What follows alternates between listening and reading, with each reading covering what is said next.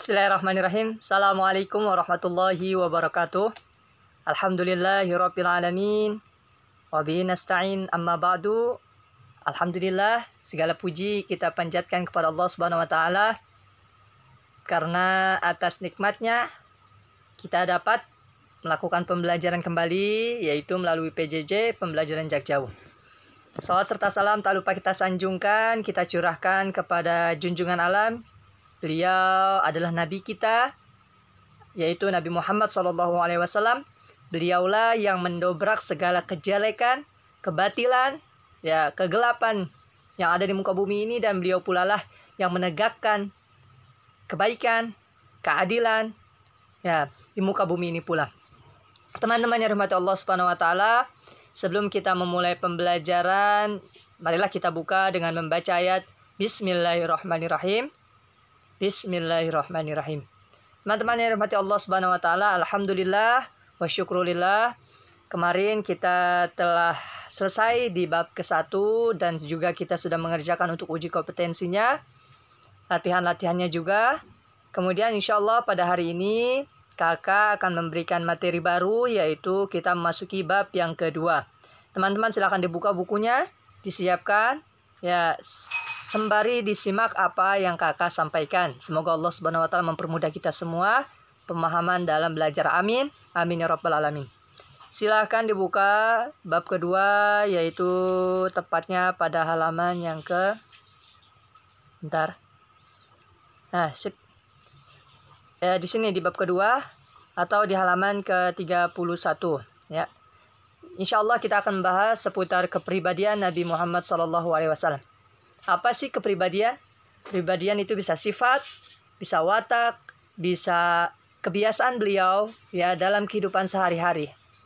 Tentu perlu kita ketahui bahwasanya Nabi Muhammad SAW diturunkan di muka bumi ini liutamima makarimal akhlak, untuk memperbaiki akhlak manusia. Dan kita salah satu pengikutnya. Bahkan maksud dari manusia di sini bukan hanya umat muslim, namun seluruh manusia yang ada di muka bumi ini. Seperti itu. Oleh karenanya, kita sebagai umat muslim, sebagai pengikut Rasulullah, sudah selayaknya dan sepatutnya untuk mengikuti apa-apa yang Rasulullah contohkan, yang Rasulullah lakukan, terutama kepribadian yang positif, serta mencegah atau tidak melakukan perbuatan hal-hal yang dilarang oleh Rasulullah, yang mana tentunya perbuatan yang negatif yang dilarang oleh Rasulullah atau yang jelek pasti ada hikmah di dalamnya. Maksudnya kenapa kita ada kebaikan, kenapa kita dilarang untuk melakukan hal tersebut. Seperti halnya Allah Subhanahu wa taala melarang manusia untuk memakan daging babi.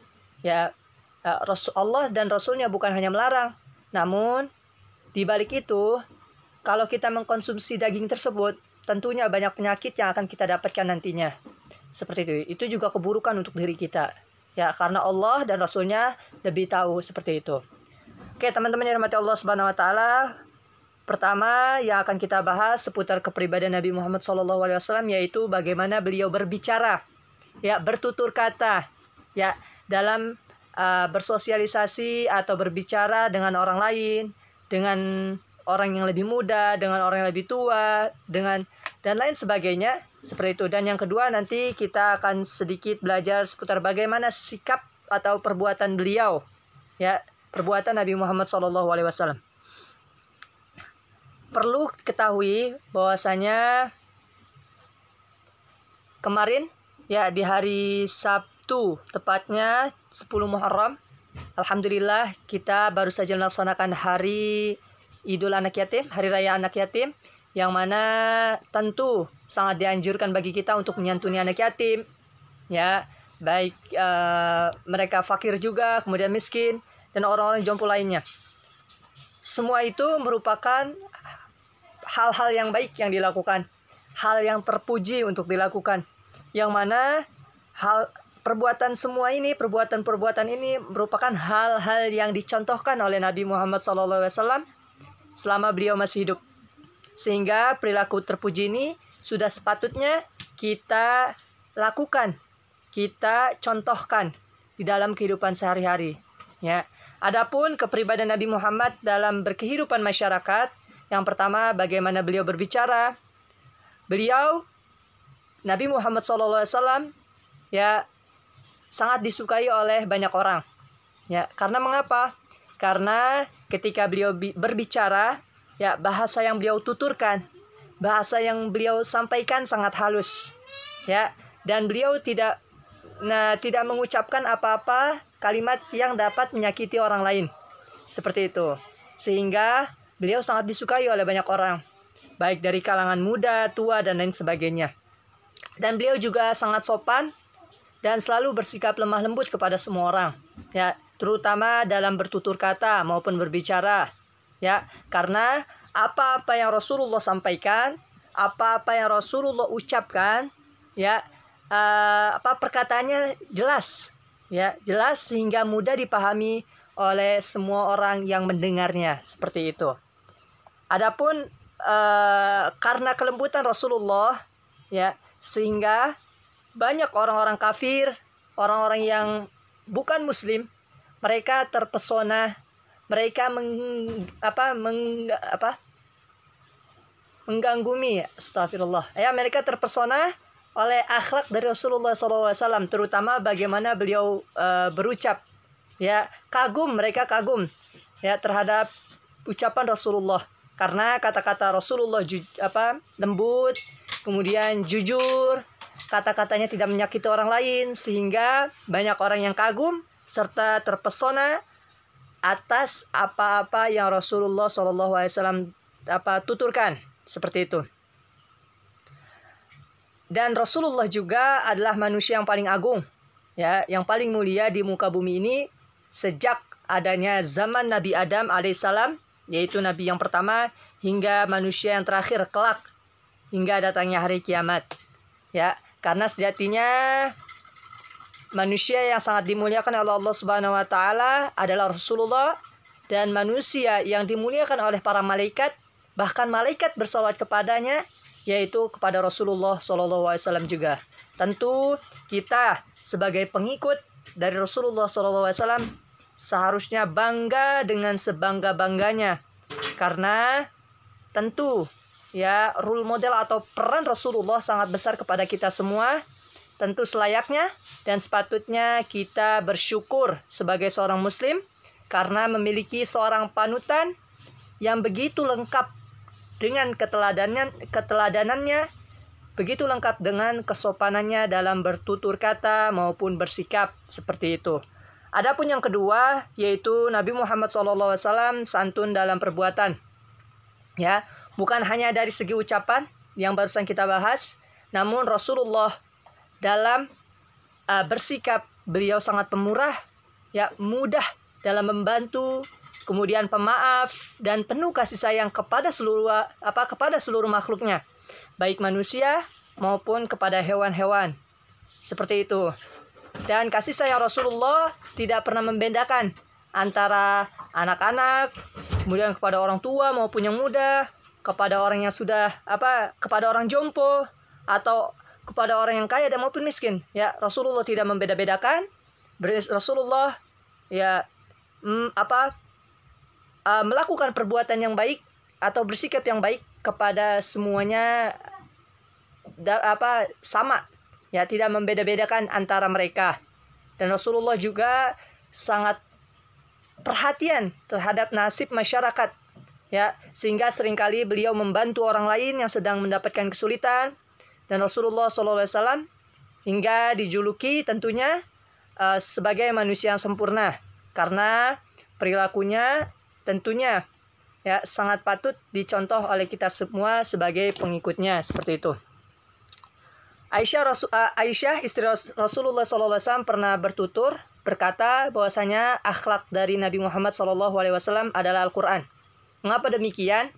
Karena Rasulullah sangat menyukai apa-apa yang Al-Quran sebutkan atau sampaikan, dan Rasulullah juga sangat membenci ya terhadap apa-apa yang dilarang di dalam Al-Quran. Ya, sudah sepatutnya sebagai muslim juga ya kita mengikuti apa-apa yang diperintahkan oleh Allah Subhanahu wa taala melalui wahyunya yaitu Al-Qur'an. Ya, karena di Al-Qur'an sudah jelas mana yang dihalalkan, mana yang diperbolehkan, maupun mana yang diharamkan atau yang dilarang oleh Allah Subhanahu wa taala. Seperti itu. Ya, kemudian teman-teman yang dirahmati Allah Subhanahu wa taala, adapun sifat-sifat mulia yang dimiliki oleh Rasulullah juga dimiliki oleh para nabi dan rasul, yaitu ada 4. Karena nabi dan rasul adalah manusia yang dipilih. Ya, manusia terpilih karena memiliki akhlak yang sempurna serta memiliki keistimewaan sifat yang tidak dimiliki oleh manusia yang lain. Seperti itu. Oleh karenanya adanya sifat-sifat mulia ini yang dimiliki oleh nabi dan rasul, tujuannya untuk menguatkan risalah yang dibawa oleh para rasul, yang mana Rasulullah SAW menyebarkan atas segala risalahnya yang diberikan oleh Allah Subhanahu wa taala kepadanya. Oleh karenanya Allah menganugerahkan kepada mereka, kepada nabi dan rasul, 4 sifat yang sempurna, ya, yang pastinya dimiliki oleh setiap nabi dan rasul. Yang pertama yaitu siddiq, yang artinya jujur. Mari bareng-bareng siddiq. Sekali lagi, siddiq. Oke. Yang kedua yaitu amanah. Ayo ikuti kakak, 1, 2, 3, amanah. Sekali lagi, amanah. Ya, yang artinya dapat dipercaya. Kemudian yang ketiga yaitu tabligh. Sekali lagi, tabligh, yang artinya menyampaikan. Dan yang keempat yaitu fatonah. Ya, fatonah. Sip, yang artinya cerdas. Tentu setiap nabi dan rasul memiliki 4 sifat ini, yaitu jujur, dapat dipercaya, menyampaikan, dan cerdas. Seperti itu. Teman-teman yang dirahmati Allah Subhanahu wa taala, sebagaimana di dalam surah Al-Ahzab ayat 21, Allah Subhanahu wa taala berfirman, A'udzu billahi minasyaitonir rajim. Bismillahirrahmanirrahim. Laqad kana lakum fi Rasulillah uswatun hasanah liman kana yarjullaha wal yawmal akhir wa dzakarallaha katsira. Yang artinya sungguhnya telah ada pada diri Rasulullah SAW itu suri teladan yang baik bagimu, yaitu bagi orang yang mengharap rahmat Allah Subhanahu wa taala dan kedatangannya pada hari kiamat, dan dia banyak menyebut Allah Subhanahu wa taala.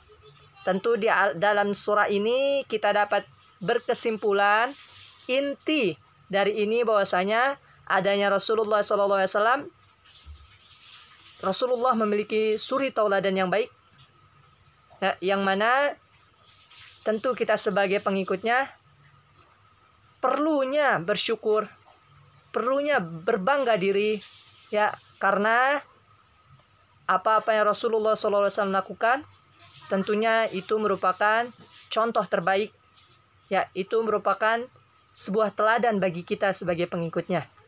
Seperti itu, ya. Mungkin kakak rasa cukup sampai sini.